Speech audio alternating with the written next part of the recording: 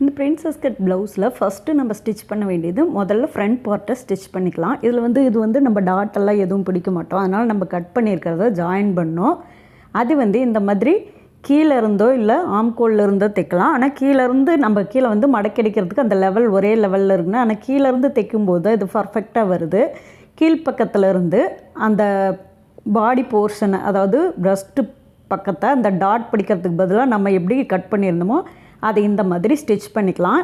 அந்த பாயிண்ட்டோட அளவு நம்ம மார்க் பண்ண இடத்துல ஊக்குப்பட்டி பக்கத்தில் சின்னதாக ஒரு 2.5 இன்ச் அளவுக்கு ஒரு லைட்டாக ஒரு 1/4 இன்ச் அளவுக்கு மாதிரி அகலத்தில் டாட் பிடிச்சோம்னா அது இன்னும் கொஞ்சம் பர்ஃபெக்டாக இருக்கும். அது ஆப்ஷனல் தான், தேவைன்னா நம்ம போட்டுக்கலாம்.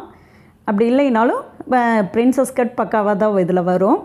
இன்னொரு பக்கத்துலேயும் நம்ம இதே மாதிரி தையல் போட்டுக்கலாம். எப்போவுமே பார்த்திங்கன்னா அந்த கீழேருந்து தையல் போடும்போது அந்த ப்ரெஸ்ட்டோட அளவு கொஞ்சம் நம்மளுக்கு கரெக்டாக வரும்.